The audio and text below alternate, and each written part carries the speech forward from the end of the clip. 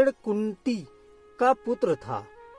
पांडु के साथ कुंती का विवाह होने से पहले ही इसका जन्म हो चुका था। लोक लज्जा के कारण उसने यह भेद किसी को नहीं बताया और चुपचाप एक पिटारी में रखकर उस शिशु को अश्व नाम की नदी में फेंक दिया था। इसके जन्म की कथा बड़ी विचित्र है। राजा कुंती भोज ने कुंती को पाल पोसकर बड़ा किया था। राजा के यहाँ एक बार महर्षि दुर्वासा आए। कुंती से उनका बड़ा सत्कार किया और जब तक वे ठहरे उन्हीं की सेवा शुश्रूषा में रही। इसकी इस श्रद्धा भक्ति से प्रसन्न होकर महर्षि ने उसे वर दिया कि वह जिस देवता को मंत्र पढ़कर बुलाएगी वही आ जाएगा और उसको संतान भी प्रदान करेगा। कुंती ने नादानी के कारण महर्षि के वरदान की परीक्षा लेने के लिए सूर्य नारायण का आवाहन किया। उसी क्षण सूर्यदेव वहां आ गए। उन्हीं के सहवास के कारण कुंती के गर्भ से कर्ण का जन्म हुआ। जब पिटारी में रखकर इस शिशु को उसने फेंक दिया तो वह पिटारी बहती हुई आगे पहुंची। वहां अधिरथ ने कौतूहलवश उसे उठा लिया और खोल कर देखा तो उसमें एक जीवित शिशु देखकर वह आश्चर्य करने लगा। अधिरथ उस शिशु की निरीह अवस्था पर करुणा करके उसे अपने घर ले आया और उसका पालन पोषण करने लगा। उसने उसे अपनी संतान समझा। बालक के शरीर पर कवच कुंडल देखकर उसको और भी अधिक आश्चर्य हुआ और तभी उसे लगा कि वह बालक को कोई होनहार राजकुमार है। उसने उसका नाम वासुसेन रखा। वसु का अर्थ है धन। कवच कुंडल रूपी धन उसके पास था। विधाता ने ही उसको इसे दिया था, इसलिए उसका नाम वासुसेन उचित ही था। वासुसेन जब कुछ बड़ा हुआ तो उसने शास्त्रों का अध्ययन करना आरंभ कर दिया। वह सूर्य का उपासक था। प्रातः काल से लेकर संध्या तक वह सूर्य की उपासना ही किया करता था। दानी भी बहुत बड़ा था। उपासना के समय कोई भी आकर उससे जो कुछ भी मांगता वह बिना हिचकिचाए उसको दे देता था। अमूल्य से अमूल्य वस्तु से उसको मोह नहीं था। उसका गौरव तो दानवीर कहलाने में था और अपने कृत्यों से उसने वास्तव में यह सिद्ध भी कर दिया कि वह दानवीर था। उसके समान दानी कौरवों और पांडवों में और कोई नहीं था। उसका परिचय तो हमें उस समय मिलता है जब इंद्र ब्राह्मण का वेश धारण करके उसके पास उसकी अमूल्य निधि कवच कुंडल मांगने गया था। उस समय कर्ण ने देवराज का स्वागत किया था और संहर्ष अपने कवच कुंडल उतारकर दे दिए थे। दान करते समय अपने हित या अहित विचार वह नहीं करता था। यद्यपि सूर्य भगवान पहले उसे मना कर चुके थे कि वह इन कवच कुंडलों को किसी को भी ना दे, लेकिन दानवीर कर्ण किसी याचक को निराश करके वापस लौटाना तो जानता ही नहीं था। कर्ण के इस साहस के कारण ही उसका नाम वैकर्तन पड़ा था। यदि इस कवच कुंडलों को वह नहीं देता तो कोई भी योद्धा उसे युद्ध में परास्त नहीं कर सकता था। इंद्र ने अर्जुन के हित के लिए ही इनको मांगा था, क्योंकि इनके बिना अर्जुन कभी भी उसे नहीं हरा सकता था।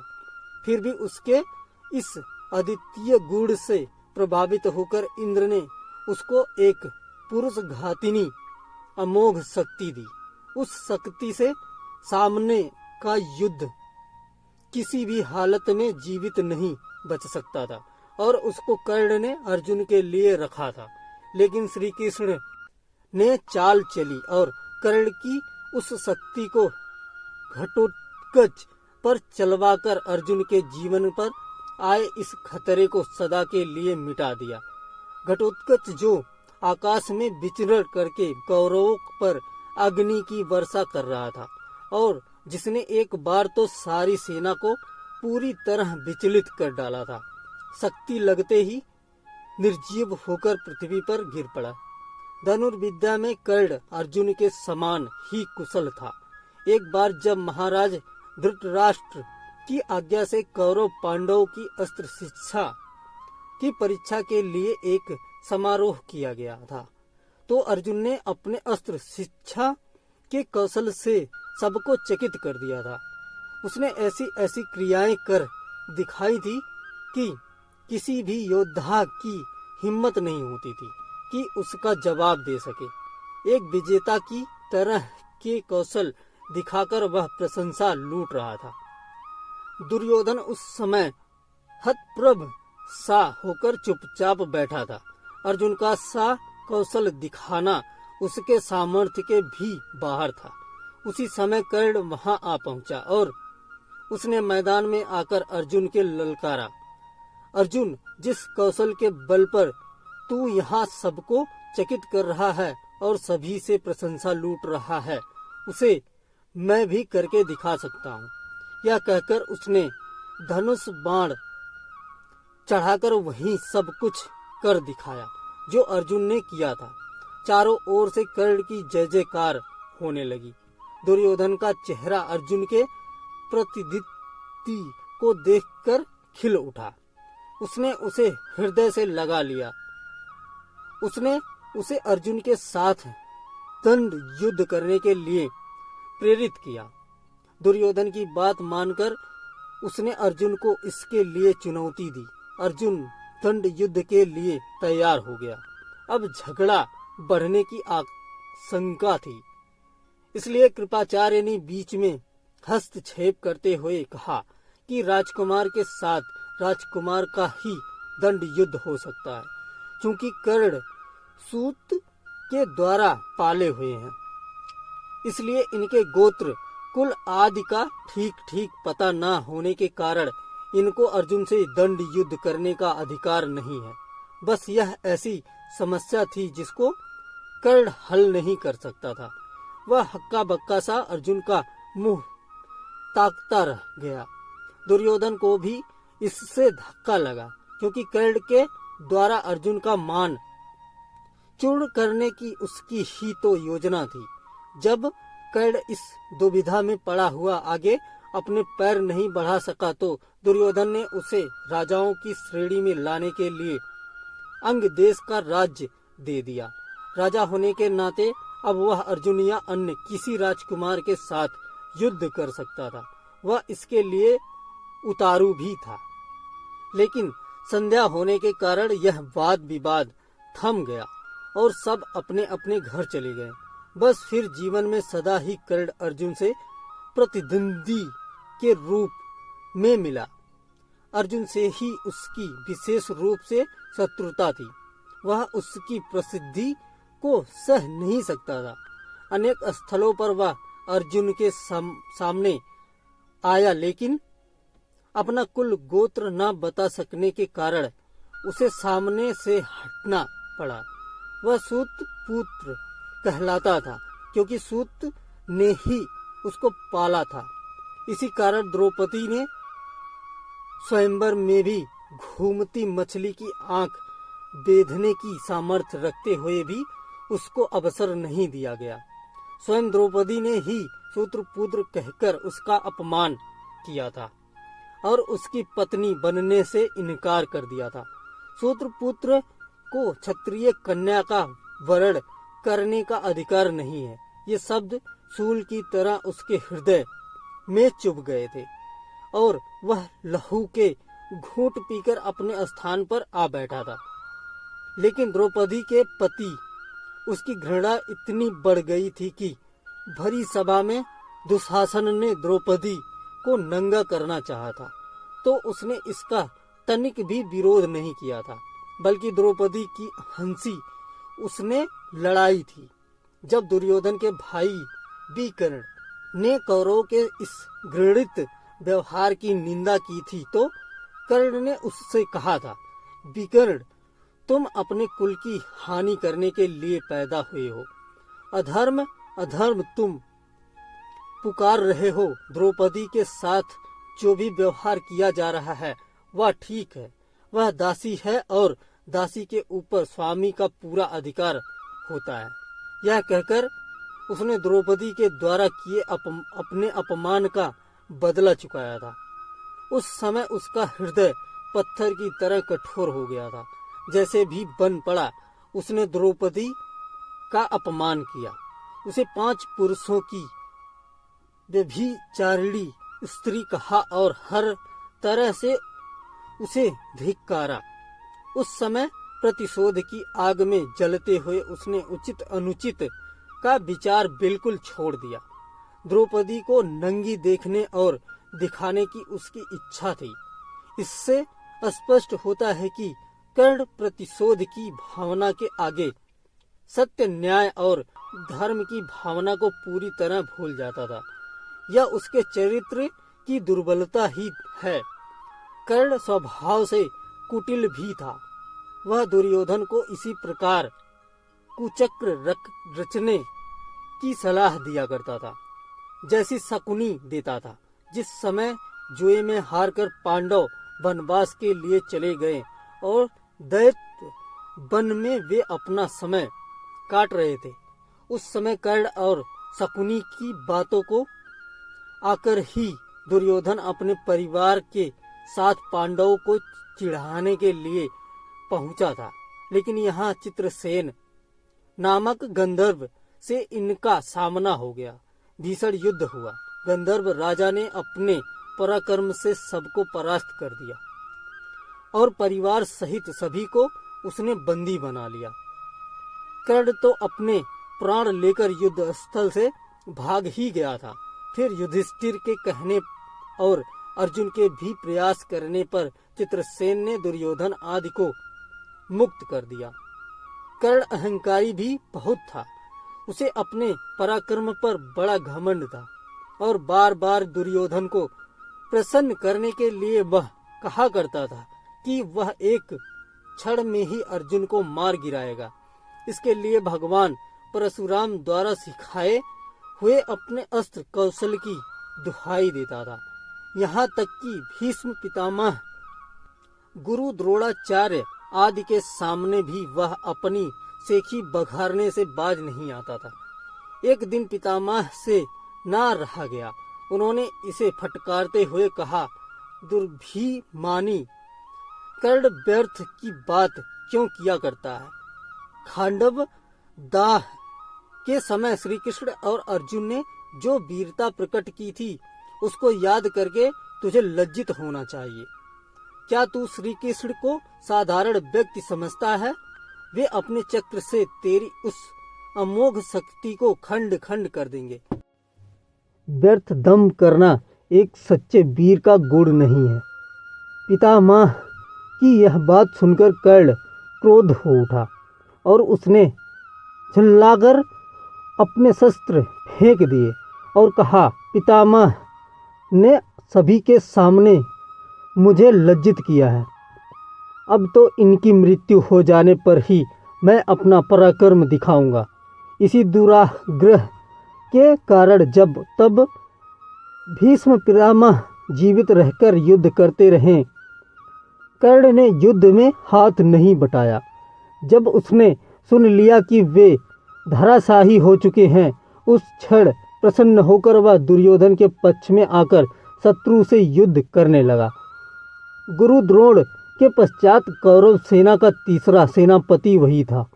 इस वृतांत से यही स्पष्ट होता है कि वह अत्यधिक क्रोधी स्वभाव का था। सदा अहंकार में उसकी वृद्धि डूबी रहती थी और इस कारण बुद्धिमानों की बातें भी बुरी लगती थी। इसके विपरीत अर्जुन धीर बुद्धि और विनयशील था। इस सब के होते हुए भी कर्ण अपनी बात का धनी था। जो कुछ भी वचन वह दे देता था उससे हटना तो वह जानता ही नहीं था। श्री कृष्ण ने उसे यह बता दिया था कि वह कुंती का ज्येष्ठ पुत्र है और साथ में उन्होंने उससे पांडवों की ओर मिल जाने का आग्रह भी किया था, लेकिन सब कुछ सुनकर भी उसने दुर्योधन के साथ विश्वासघात करना उचित नहीं समझा। श्री कृष्ण ने कहा था, कर्ण भाइयों के विरुद्ध लड़कर उनको मारने की कामना करना पाप है, इसलिए तुम कौरवों का साथ छोड़कर पांडवों का पक्ष ले लो। युधिष्ठिर तुम्हें अपना अग्रज मानकर अपना जीता हुआ साम्राज्य तुम्हें ही दे देंगे। कृष्ण की यह प्रलोभन भरी बातें सुनकर भी कर्ण अपने वचन पर दृढ़ रहा और कहने लगा, श्री कृष्ण, दुर्योधन के साथ विश्वासघात करना सबसे बड़ा पाप है। यदि मैं उसकी मित्रता को तोड़कर पांडवों की ओर मिल जाऊंगा तो सब यही कहेंगे कि कर्ण अर्जुन से डरकर उनकी ओर मिल गया है। फिर मैं ऐसा क्या करूं? मेरी माँ ने तो मुझे मारने का सारा प्रबंध कर दिया था। सूत ने ही मुझे उठाया और पाला, इसलिए वे ही मेरे पिता तुल्य हैं। सूतों के साथ मैं कई यज्ञ भी कर चुका हूँ और मेरा विवाह संबंध भी सूतों के परिवार में ही हुआ है। फिर मेरा पांडवों से क्या संबंध रहा? धृतराष्ट्र के घराने में ही दुर्योधन के आश्रित में रहा हूँ और 13 वर्ष तक मैंने उन्हीं का दिया हुआ राज्य किया है। फिर कैसे उनके साथ विश्वासघात कर दूं? दुर्योधन को मेरे ऊपर पूरा विश्वास है। मेरे कहने से ही तो उसने इस युद्ध को मोल लिया है और अर्जुन के प्रतिद्वंदी के रूप में दुर्योधन की आशाएं मेरे ऊपर ही तो लगी हुई हैं।